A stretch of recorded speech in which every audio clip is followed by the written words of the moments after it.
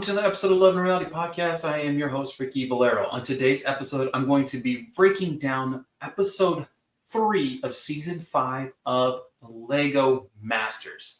Through 2 episodes, we have kind of seen, I guess you could say, a little bit of an underwhelming start to the season. I've seen a lot of complaints on the show across the intraweb, and I kind of agree with it. I did like the Star Wars episode. I did think a few of the builds in the Star Wars episodes were really, really good. But to me, episode 3 finally kicks the season off, in my opinion. So, this week, we are building something really, really cool. The competition will see builders build a unique and exciting character that will tumble down the waterfall in super slow motion. The judges said they were looking for a character design and personality. How well will they tell the story of the slow motion will play a factor in the winning. The builders have 6 hours on the clock. This, to me, was super cool. In the first time in LEGO history.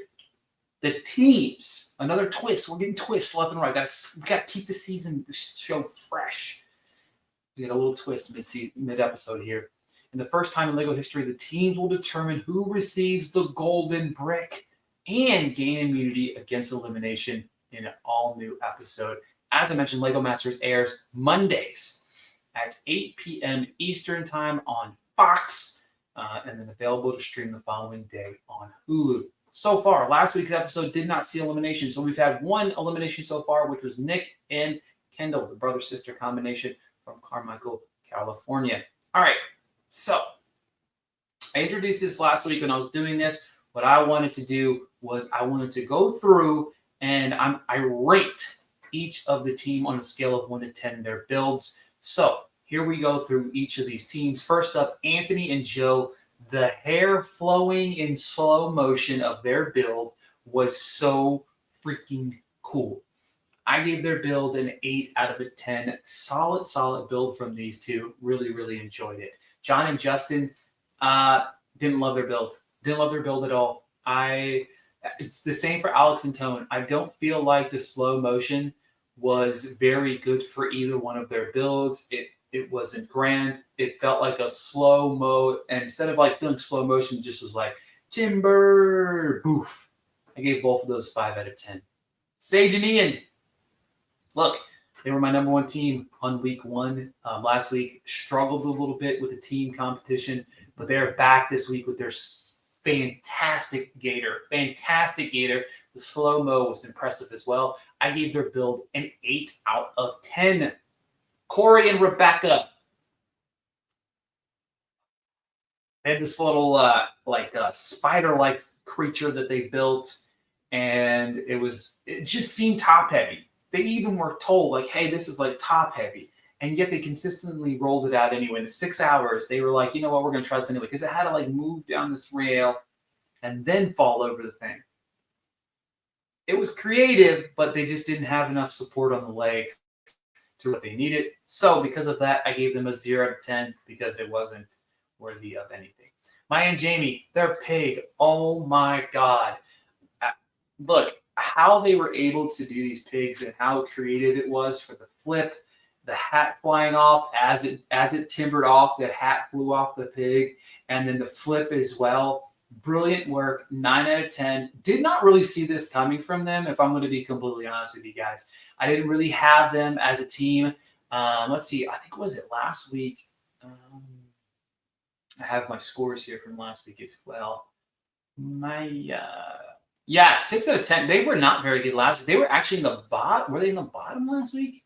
I think they were in the bottom too. No, they weren't. They should have been. But I just didn't expect this from them. This really, like, oh shit, we need to take them a little bit more seriously. Like Maya and Jamie. Like, so they skyrocketed up. 9 out of 10 was my favorite build at this time, even surpassing Sage's and Ian. However, the next one, the farmer float, the pigs flying, the arms moving. This was creative. It was brilliant. The design was just top-notch from top to bottom. Ben and Michael, the farmer float, love the design. I gave this the perfect score, 10 out of 10. Ben and Michael, like these guys, if you remember, obviously these guys were just the top 2 in the first challenge. They won the first challenge, And to be honest with you, should have won this challenge as well, but we'll talk about that in just a few moments. But 10 out of 10 for their farmer fillet. Nikki and Britton, small build, didn't really care at all about this one. The judges really kind of like touted this one a little bit. I just felt like you got 6 hours. This thing was small. Like their build was super small. I didn't get the love from the judges here. I didn't get the love from the judges at all. It kind of shocked me that they were like gung-ho about this build here. It blew my mind that they were so excited about the build. I don't know. All right.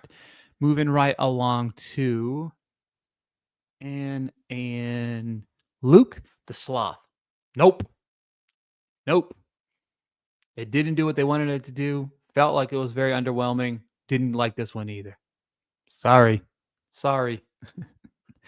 Wasn't a big fan of this one. Marcel and Krista, the monkey, it didn't even make it. It was too heavy. Bye, Felicia, Marcel, and Krista.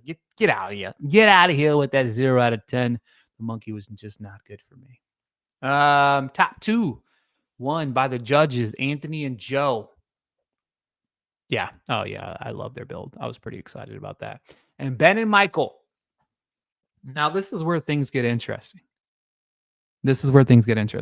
Because we see in this moment that the teams got to vote for who they wanted to have the golden brick. And you just know, Ben and Michael have been too strong. I'm not even mad about it. There's people going to be watching, it wasn't really fair. No, I'm not mad at this one. You can't have the best team have the biggest advantage of the entire show. You can't have it happen because they could have a bad week, et cetera, et cetera. Nope. I'm not mad at it. Great strategy here by the other teams. But Anthony and Joe get the clean sweep as the other teams didn't vote for Ben and Michael. I think they think they're a big threat. And because of that, they didn't vote for them. And then, of course, we have our bottom two. Marcella and Krista, Alex and Tone. To me, I feel like Corey and Rebecca could have been on here. Corey, Rebecca, Marcella, Krista, Alex and Tone. Their slow motion timber wasn't very good. I was kind of underwhelmed by a couple of these. But a shocker to no one, Marcella and Krista are gone. Our Pittsburgh pals from Pittsburgh, Pennsylvania are out the door this week, and not a surprise at all. You could just tell. You can just tell sometimes when you know. And this is one of the ones that we knew. All right, again, so Ben and Michael are the leaders in the clubhouse right now for my favorites. They're a top 3 team right now. Top 3 is Ben and Michael, Ian and Sage. And for me, Maya and Jamie skyrocketed up for the pig this week, just slightly ahead of Anthony and Joe, in my opinion. For my opinion, like I said, I think that those are my top 3 going into episode 4 next week. Thank you guys so much for tuning in to another episode of Love and Reality Podcast. We're breaking down Lego Masters. Let me know what you think of this week's episode in the comments below.